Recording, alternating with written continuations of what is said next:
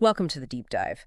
Today, we're going to be taking a look at Opus Dei, Okay. which is a part of the Catholic Church that I have to admit I don't know that much about. Yeah. And it's surprisingly widespread with members all over the globe. Right. Luckily, we've got excerpts from an essay written by a member back in 1994 to guide us. Okay. So it's like getting an insider's view, which is pretty cool. Yeah. Have you ever heard the saying, hidden in plain sight? Yes. That seems to describe Opus Dei perfectly. That's a great way to put it. Opus Dei is indeed active in many countries, Right. but it often goes unnoticed because its members live very normal lives. Okay. You wouldn't necessarily know someone was part of Opus Dei just by meeting them. So how is it different from, say, a religious order, Right. like the Jesuits or Franciscans? Yeah. The essay mentions the term personal prelature, which sounds pretty technical. It is a unique structure within the Catholic Church. Okay. Instead of being tied to a specific geographic location, like a diocese, a personal prelature is organized around a particular mission or purpose. Okay. In Opus Dei's case, that purpose is to help lay people, Okay. those who aren't priests or nuns, Right. find holiness in their everyday lives. I'm starting to see how that hidden in plain sight idea fits in. Yeah. So the essay begins by talking about the idea of a vocation in Christianity. I always thought that just applied to priests and nuns. Actually, the idea of a vocation is much broader than that. Okay. Every Christian, Mm-hmm. by virtue of their baptism, has a vocation to holiness. Okay. It's about striving to live a life of love. Yeah. Love for God and love for our neighbor. Okay, that makes sense. Yeah. But how do you live out that call to holiness? Right. The essay compares it to marriage, which I found interesting.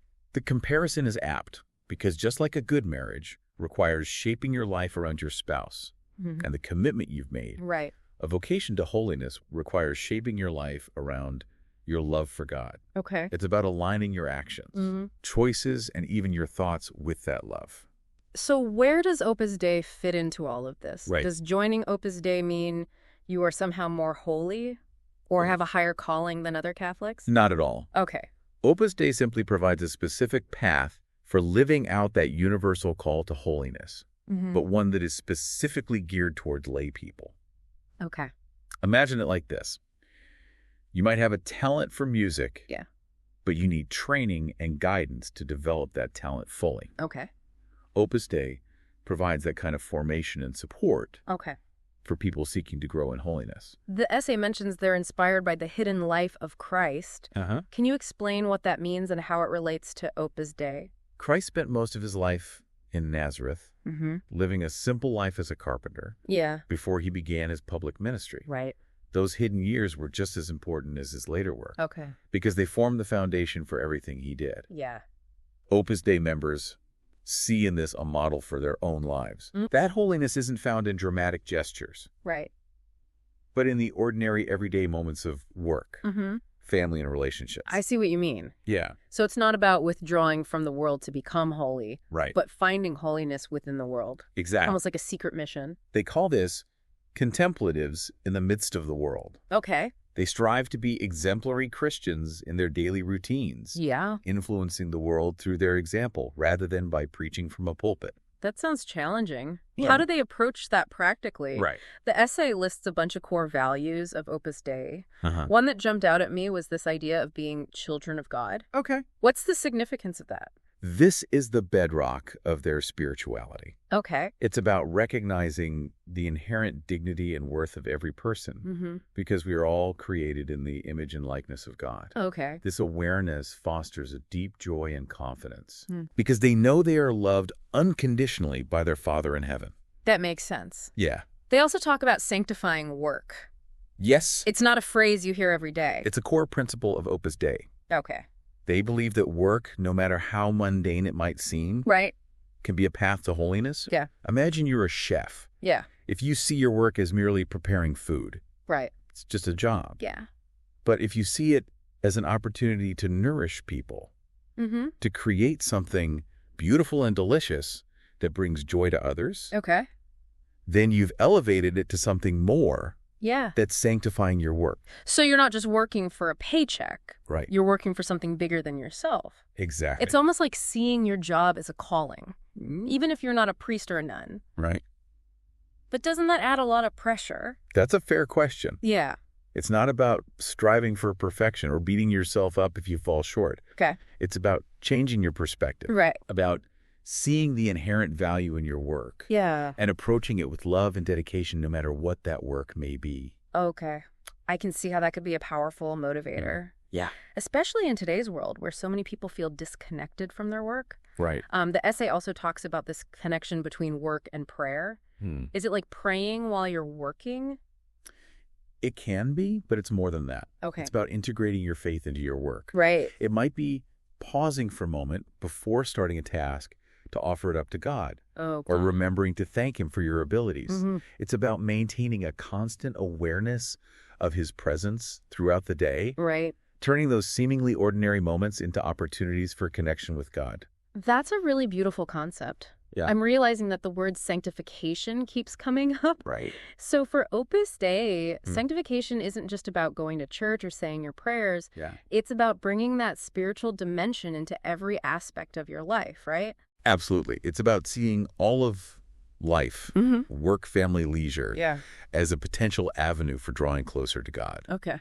It's a very holistic approach to spirituality. I love that idea. Yeah. But this brings us to the question of who actually joins Opus Dei. Right. The essay describes it as a personal and specific call. It makes me think of those old-fashioned phone party lines where you could only speak to one person at a time. I see what you mean. Yeah. It's not a mass invitation. Right. It's a personal call that resonates deep within a person's soul. Okay. It's about recognizing a deep desire to grow in holiness and feeling drawn to this particular path as a way to achieve that. So it's not just about deciding to be a good person or doing good deeds. Right. It's about feeling a specific pull towards this way of life. Yeah. But how would someone even know if they're feeling that pull? That's true. I mean, it's not like God sends you an email. There's no flashing neon sign. Right. It often starts with the sense of restlessness, a feeling that there's something more to life. The essay uses the analogy of a party invitation. Okay. You're not just going to any party. Right. You're being invited to bring a specific dish. Yeah. Because the host knows and appreciates your unique contribution. Okay. Similarly, God invites each of us to a unique path of holiness. Yeah. And for some, that path might lead to Opus Dei. This sounds pretty demanding, though. Does joining Opus Dei mean you have to quit your job and live in a monastery or something? That's a common misconception. Yeah. The essay actually stresses that the primary change that happens when someone joins Opus Dei is internal. Okay. It's a shift in perspective Right. rather than a radical alteration of one's outward life. So no vow of poverty or anything like that? Right. Can you give me a concrete example of what this internal change might look like? Imagine a lawyer who's been working long hours and neglecting his family. Okay. Through Opus Dei, he might come to realize that his primary vocation is to be a good husband and father. He might still be a lawyer. Okay. But his priorities shift. Right. He starts making more time for his family, seeing his work as a way to provide for them Yeah. and as an opportunity to serve others through his legal expertise. Okay. Or imagine a business student who's been focused solely on climbing the corporate ladder. Through Opus Dei, she might discover a passion for social justice Okay. and start volunteering at a soup kitchen in her free time. So their lives might not look drastically different, Right. but their motivation and the meaning they find in their actions have been transformed. Exactly. I like that. Yeah. It makes it much more relatable to everyday life. Now, the essay does mention that there are different categories of membership within Opus Dei. Right. It sounds a little confusing. Yeah. Almost like there are different levels of membership. It's not about different levels of commitment to the vocation itself, Okay. but rather different levels of availability for Opus Dei activities. Okay. Think of it like different ways to contribute to a community. You might have some people who volunteer full-time, Yeah. others who help out a few hours a week, Right. and still others who support financially. Yeah. Everyone is equally valued, Okay. but they contribute in different ways. So what are these different categories within Opus Dei? I'm curious to know how they work in practice. There are three main categories. Okay. Supernumeraries, numeraries, and associates. And most supernumeraries are married individuals living in the world, right? They got it. Okay. They dedicate themselves more fully to the work of Opus Dei. Okay. often living in Opus Dei centers and taking on roles within the organization. Hold on. There are Opus Dei centers, Yeah. buildings or something. Yes. I'm picturing something really secretive, No. like a hidden temple. Nothing like that. Okay. Opus Dei centers are simply places where members can come together for spiritual formation, Okay. retreats, and fellowship. Mm-hmm. They might have chapels for prayer, libraries, and even dining halls. Okay. They're meant to be welcoming and hospitable spaces. It sounds like a home away from home, kind of Yeah. like a spiritual community center. Exactly. So if the numeraries are more dedicated to the organization, Right. does that mean they're somehow more holy or more committed than the supernumeraries? Not at all. Okay. Remember, it's about different ways of living out the same vocation. Right. The commitment is the same. Mm-hmm. It's just expressed differently. What about those numerary assistants you mentioned earlier? Yes. What's their role? They are a unique group of women who dedicate themselves to creating a warm and welcoming atmosphere Okay. within Opus Dei centers. Okay. They take care of the practical aspects of running the house, Right. making sure everything runs smoothly, Yeah. and providing a sense of family and hospitality. Okay, that makes sense. Yeah. And what about priests? Mm-hmm. What role did they play in all of this? There are priests within Opus Dei, but their primary role is to serve the spiritual needs of the lay members. Mm-hmm. They celebrate Mass, Okay. hear confessions, Yeah. and provide spiritual guidance. Okay. They're there to support and accompany the lay members on their journey of holiness, Mm-hmm. not to lead or govern the organization. It's interesting how they emphasize the contract between members and Opus Dei. Right. It sounds very formal for something so spiritual. It's not a legal contract in the typical sense. Okay. It's more of a commitment, a mutual agreement. Right. Members commit to living the spirit of Opus Dei Mm-hmm. and to receiving spiritual formation and guidance, Right. while Opus Dei commits to providing that formation and support. So it's like a handshake, Yeah, a way of solidifying the commitment. you could say that. It's okay. But what I find most interesting is the emphasis on a careful and deliberate process. Okay. The essay mentions that there is a period of formation that lasts for at least a year and a half Wow. before anyone can even make an initial commitment, which is temporary lasting for a year or less. All right. And it's only after at least 5 more years Wow. that a lifelong commitment can be made. So it's not a spur-of-the-moment decision. No. They really want people to be sure before they make that kind of commitment. Exactly. Okay. They want to make sure that people are making a freely chosen decision that's right for them. Right. It's about ensuring that people truly understand what they're getting into Yeah. and that they're prepared for the journey ahead. This is a lot to process. We've Yeah. covered so much ground already. Right. And I feel like we've only just scratched the surface of Opus Dei.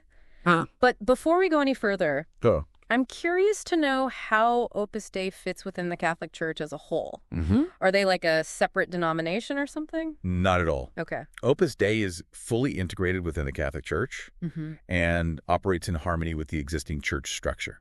So they're not trying to replace or compete with the traditional parish structure. Definitely not. Yeah. Members have the same obligations and rights as other Catholics in their dioceses. Right. They attend Mass at their local parishes, Mm-hmm.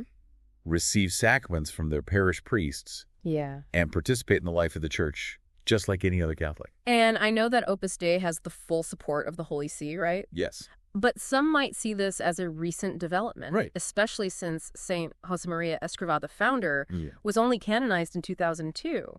Actually, Pope John Paul II established Opus Dei as a personal prelature in 1982, Oh, okay. which was well before St. Josemaria's canonization. Wow. This was a deliberate and carefully considered move Okay. based on years of study and consultation with bishops worldwide. Okay. The Pope recognized the unique contribution of Opus Dei to the Church's mission Mm-hmm. and wanted to give it a stable juridical structure. So the canonization was more of a confirmation of what the church had already recognized. Precisely. Okay. It was a public acknowledgement of the holiness of Opus Dei's founder and a seal of approval on its charism and mission. The essay keeps coming back to this idea of Opus Dei as a family, Yeah. a community bound by something much deeper than just shared beliefs. Right. It makes me think of those big, boisterous Italian families Okay. where everyone's always hugging and kissing.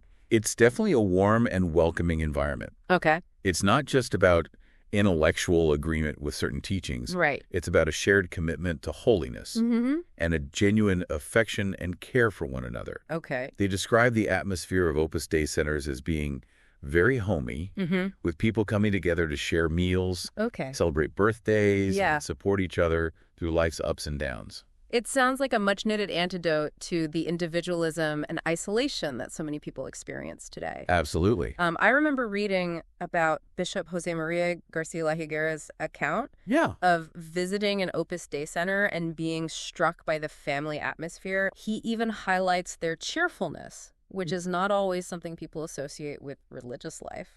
That's a good point. Yeah. Their joy isn't superficial or forced. Right. It flows from their deep faith and their conviction that they're loved by God. Okay. It's a joy that shines through in their interactions with others, creating a contagious optimism. And this family spirit is particularly evident among the numerary members who live together. Right. They truly become like brothers and sisters, sharing their lives and supporting each other in a very tangible way. I can only imagine the bond that creates. Yeah. But what about their biological families? Right. Does joining Opus Dei mean they have to cut ties or choose one family over another? That's a natural question to ask. Right. And the essay addresses it directly. Oh, okay. Joining Opus Dei doesn't mean abandoning your family. Okay. It's about finding a balance, about integrating your vocation with your family responsibilities. Think of it like this. When children grow up and get married, they start their own families, but they don't stop loving or caring for their parents and siblings. Right. It's about navigating different roles and responsibilities. So it's about expanding the circle of family. Exactly. Rather than replacing one with another. Yeah. Does Opus Dei actively encourage members to maintain those family relationships? Absolutely. In fact, they believe that those relationships can even deepen through shared faith. Okay. They encourage members to stay connected with their families, to visit regularly, and to pray for one another. Right. They see family as a fundamental part of God's plan. Okay. And they want to support and strengthen those bonds. It sounds like they've really thought through the implications of this way of life. Yeah. I appreciate that. They recognize that living out a vocation to holiness within the world is complex and requires a nuanced approach to relationships, right? Especially family relationships. This deep dive has been truly eye-opening. I had so many preconceived notions about Opus Dei. Yeah. And it's fascinating to learn about their actual beliefs and practices. I'm starting to understand why it resonates with so many people. It's a unique path to holiness that speaks to a deep human desire for meaning. Right. Purpose and connection. Yeah. And it's one that challenges us to see the potential for holiness in every aspect of our lives, no matter how ordinary they might seem. I'm eager to keep exploring these ideas, but we'll have to pick up the conversation in the next part of our deep dive. Okay. Join us then as we delve deeper into the spiritual practices of Opus Dei and how they strive to find that hidden life in the midst of the world. Right. Welcome back to our deep dive into Opus Dei. Okay. We've been exploring this idea of finding holiness in everyday life. And I have to say, it's really making me rethink my own priorities in this next section of the essay. Right.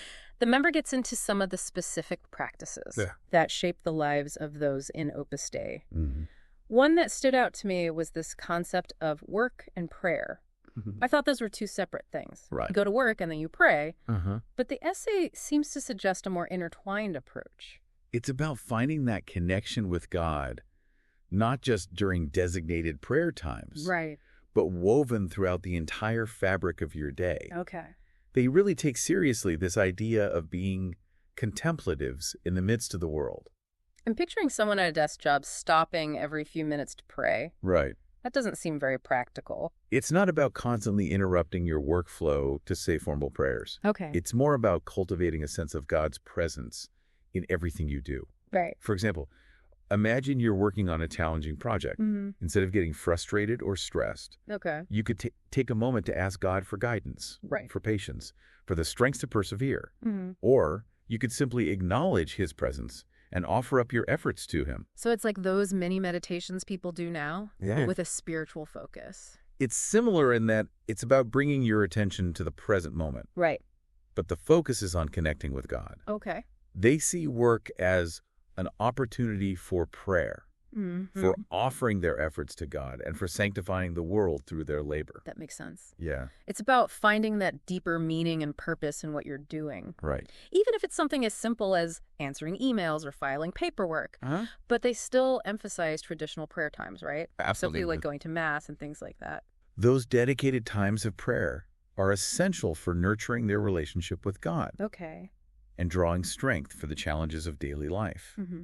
The essay specifically mentions daily Mass, okay, reading the Gospel, and setting aside time for personal prayer and meditation. So it's about finding that balance between contemplation and action. Yes. Between those quiet moments of prayer and the busyness of everyday life. Right. It reminds me of that quote, "Be still and know that I am God." It's a beautiful reminder that we need both stillness and action in our lives. Right. Stillness to connect with God and to listen to his voice. And action to carry out his will in the world. Speaking of action, another practice that struck me as interesting was their devotion to the Virgin Mary. Okay. I know Catholics have a strong devotion to Mary. Right. But is there something specific about how Opus Dei approaches this? They encourage a very personal and affectionate devotion to Mary. Okay. Referring to her as our mother and seeing her as a model of faith. Right. And a powerful intercessor. What does it mean to have Mary as a model of faith?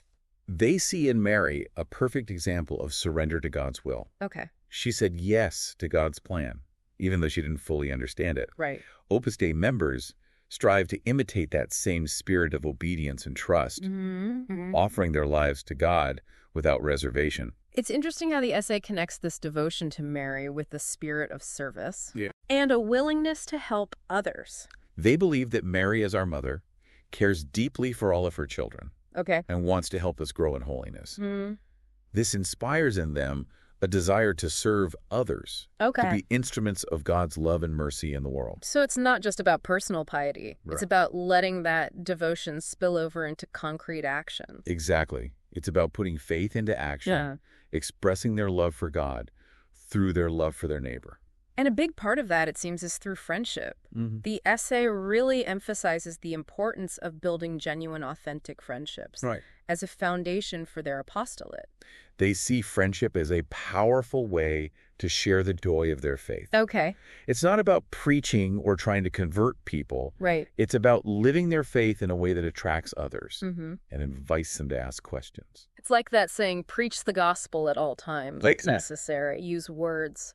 That's a great way to put it. They believe that their actions speak louder than words. Right. By being good friends, by being trustworthy and reliable, by being generous and compassionate, they can create an opening for deeper conversations about faith. It sounds like a very subtle and organic approach. Yeah. Much different from the stereotype of people knocking on doors and trying to hand out pamphlets. It's about building relationships, not about winning arguments or imposing their beliefs on others. Right. They respect the freedom of each person to choose their own path.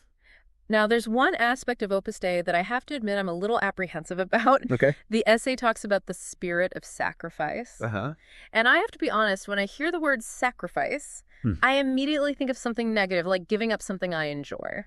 It's understandable to have that initial reaction. Yeah. We live in a culture that values comfort and self-gratification. Right. But it's important to understand that for Opus Dei, sacrifice isn't about self-punishment or deprivation. Right. It's about love. Love. How does love relate to sacrifice? Think about the sacrifices parents make for their children. Okay. They give up sleep, time, and money. Right. Not because they enjoy it, but because they love their children. Right. It's about putting the needs of others before your own. And that's the spirit of sacrifice that Opus Dei encourages. Okay. It's about choosing to do what's right, even when it's difficult. Right. For the love of God and for the good of others. So it's not about making yourself miserable. No. It's about seeing those small acts of self-denial as a way to grow in love. Exactly. It's like skipping that extra dessert, not because you're punishing yourself, but because you want to be healthier and more present for your family. Exactly. It's about detaching from material comforts and finding joy in simpler things. Right. It's about choosing to serve others, even when it's inconvenient. It's about embracing the challenges of life with a cheerful spirit. Okay. Knowing that God is with you every step of the way. I'm starting to see how this fits into their whole approach to holiness. Yeah. It's not about retreating from the world. Right. It's about engaging with it in a way that brings God's love into every aspect of life, even the difficult parts. That's a great way to put it. Okay. It's about recognizing that suffering is a part of life. Yeah. But it doesn't have to be meaningless. Right. We can unite our suffering to Christ's suffering on the cross and offer it up for the good of others. I know that Opus Dei members sometimes practice traditional forms of self-denial, like fasting or wearing a cilice. Right. Can you talk about that? These practices are not unique to Opus Dei. Okay. They're part of a long tradition of Christian asceticism, a way of disciplining the body and training the will to focus on spiritual things. Right. But it's important to note that these practices are always done under spiritual direction. Okay. And with a focus on personal growth and drawing closer to God. So it's not about extremism or trying to earn God's favor? Not at all. Yeah. It's about recognizing that we can sometimes become too attached to comfort and pleasure. Right. And that a bit of self-discipline can help us detach from those things and focus on what's truly important.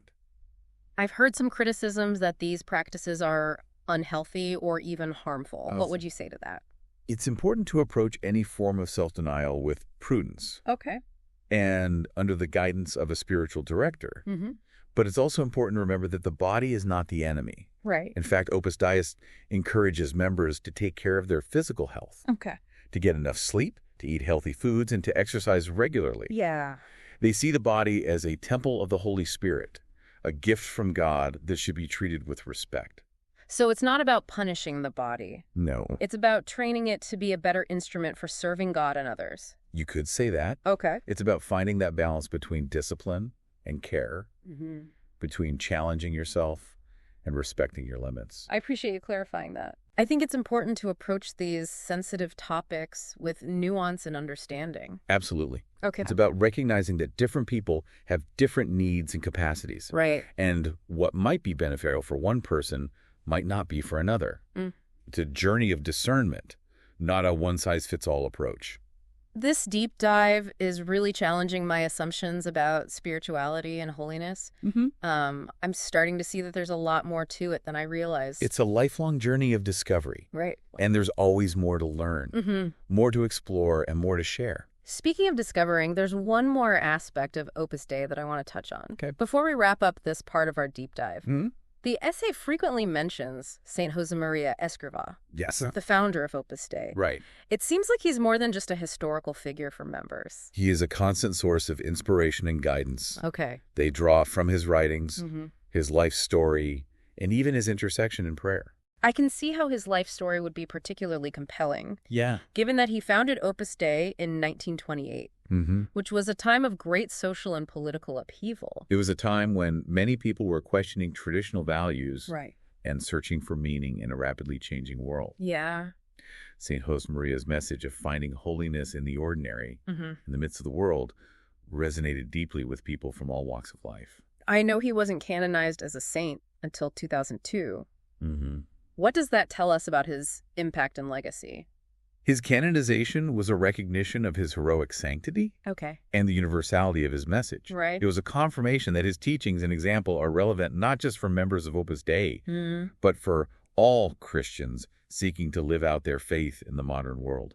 It's fascinating to think about how his vision has continued to inspire people for over a century now. Yeah. It seems like his message is more relevant than ever in today's world. His emphasis on the dignity of work, the importance of family, the call to holiness for everyone. Right. These are timeless values that speak to the deepest longings of the human heart. This conversation has been so insightful. It has. I feel like I'm finally starting to understand what Opus Dei is all about, and it's much more nuanced and complex than I ever imagined. It's a rich tapestry of spiritual practices, theological insights, and personal stories. I'm ready to hear more. In our final segment, Okay. we'll explore how all of these pieces fit together to create a compelling vision of holiness for the modern world. We've been on quite a journey exploring Opus Dei. It has been. It's like peeling back the layers of an onion, Yeah. revealing more depth and complexity than I initially expected. Right. I have to admit, my understanding of holiness has really been stretched. It's fascinating how Opus Dei challenges so many preconceived notions, isn't it? Absolutely. It's not about escaping the world to find holiness, but about diving right into the messiness of everyday life and finding God there.